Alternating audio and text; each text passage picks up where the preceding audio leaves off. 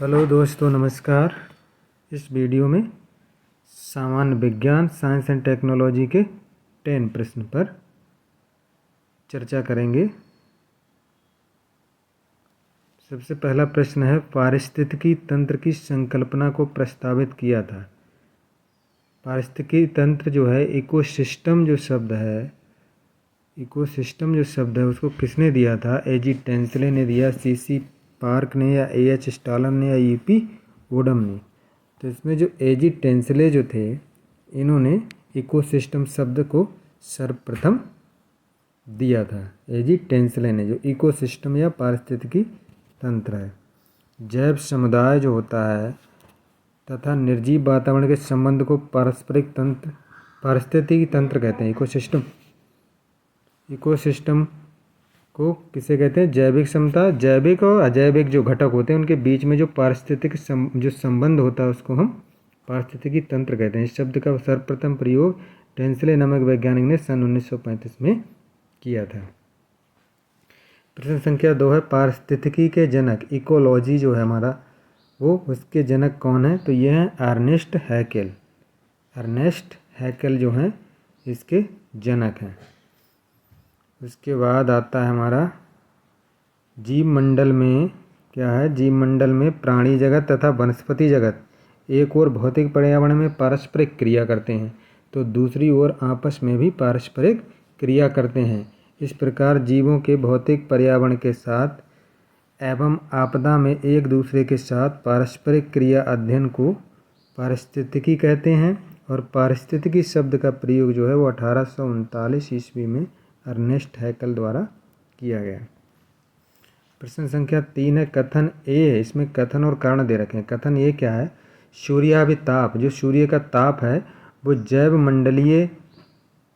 मंडलीय पारिस्थितिकी तंत्र के लिए सबसे महत्वपूर्ण ऊर्जा का स्रोत है। दूसरा कारण क्या है इसका? सौर विकिरण हरे पौधों द्वारा भोजन तथा रासायनिक ऊर्जा में परिवर्तित हो जाता है। तो इसमें जो है ए और आर दोनों सही हैं तथा आर ए की सही व्याख्या करता है। इसका पहला वाला सही हो जाएगा। जो हमारा जैव भूमंडलीय पारिस्थितिकी तंत्र में सूर्य ऊर्जा का सबसे सस्ता और महत्वपूर्ण स्रोत है, क्योंकि ये प्रकृति द्वारा दिया गया, प्रकृति प्रदत्त है। पौधे अपनी जड़ों द्वारा भूमि से जल और खनिज लवण आदि तो प्राप्त करते हैं, जिनसे ये पौधे अपनी पत्तियों में उपस्थित हरे रंजक जैसे क्लोरोफिल, जो ग्रीन कलर का होता है, क्लोरोफिल द्वारा सूर्य के प्रकाश से संश्लेषण क्रिया द्वारा अपना भोजन तैयार करते हैं। इस क्रिया में क्या होता है? ग्लूकोज बनता है और जो प्रकाश ऊर्जा होती है वो रासायनिक ऊर्जा में स्टोरेज होती है और पौधों को भोजन प्राप्त होता है। इसके बाद प्रश्न संख्या 4, सूची 1 को सूची 2 के साथ सम्मिलित कीजिए। इसमें पहली सूची में जो दे रखा है, जो हमारे नाभिकीय रिएक्टर हैं उनका जगह का नाम दे रखा है। दूसरे में उसका प्रदेश, जैसे कोटा जो है वो कहाँ है, तारापुर कहाँ है, काकरापारा और नरौरा। तो कोटा हो जाएगा हमारा राजस्थान में, और तारापुर कहाँ हो जाएगा? महाराष्ट्र में, और काकरापारा जो हो जाएगा वो गुजरात में, और नरौरा उत्तर प्रदेश में। तो ये हो जाएगा सही सुमेल, उनका नाभिकीय शक्ति केंद्र और उनसे संबंधित जो राज्य हैं उनका संबंध हो जाएगा। प्रश्न संख्या 5 है, गति प्रेरक या पेस मेकर जो होता है, जो सर्जरी के द्वारा मनुष्य के हृदय में लगाया जाता है, उसका कार्य क्या होता है? ये हृदय स्पंदन कम करता है, हृदय स्पंदन को समंजित करता है, हृदय स्पंदन बढ़ाता है। ये हृदय स्पंदन में क्या करता है? रुधिर प्रवाह को तेज करता है। तो ये जो होता है हमारा पेस मेकर जो होता है, वो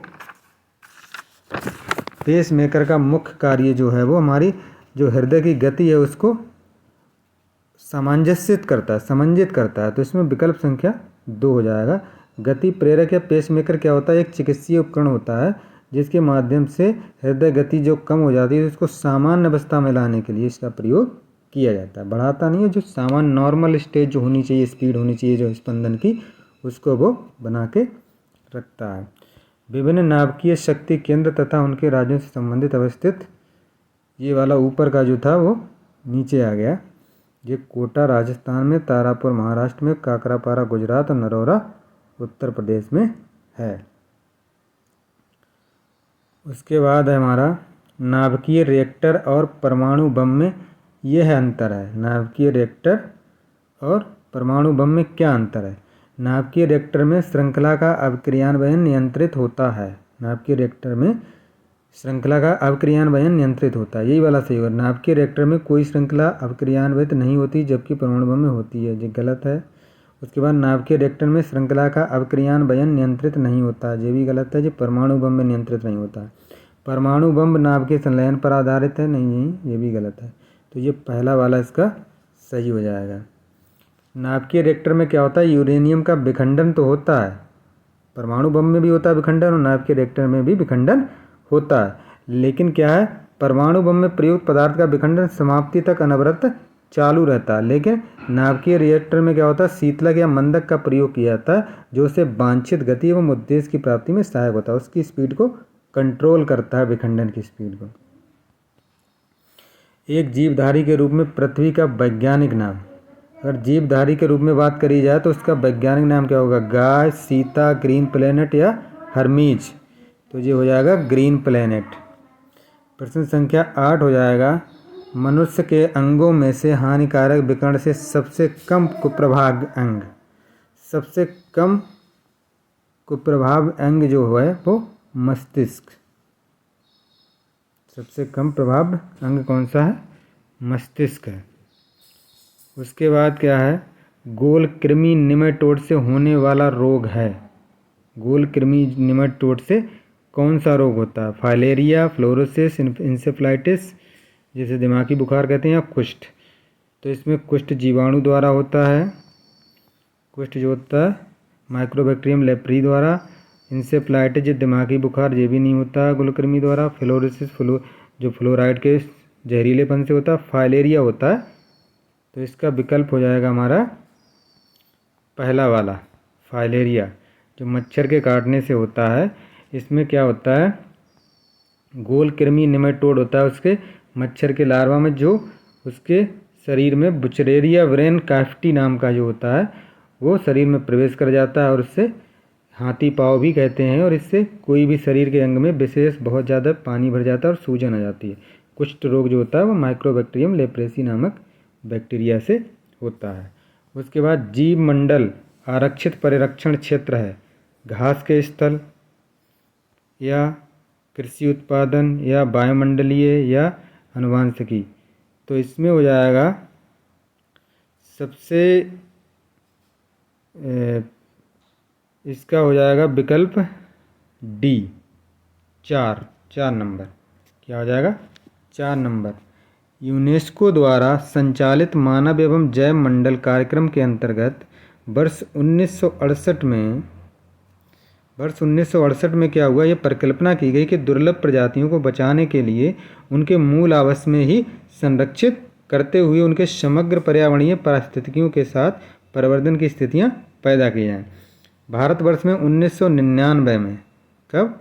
1999 में 13 स्थलों को जैव मंडल सुरक्षित क्षेत्र घोषित किया जा चुका था, और इस समय इनकी संख्या और ज़्यादा हो गई है।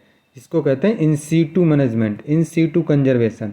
इन सीटू यानी इन सीटू कंजर्वेशन क्या होता है? जिस वातावरण में जो पौधा या प्राणी जिस पर्यावरण में जिस माहौल में रह रहा, उसी माहौल में उसका कंजर्वेशन करना, उसकी संरक्षित करना, उसे कहते हैं इन सीटू कंजर्वेशन। तो इसका हो जाएगा विकल्प संख्या 4।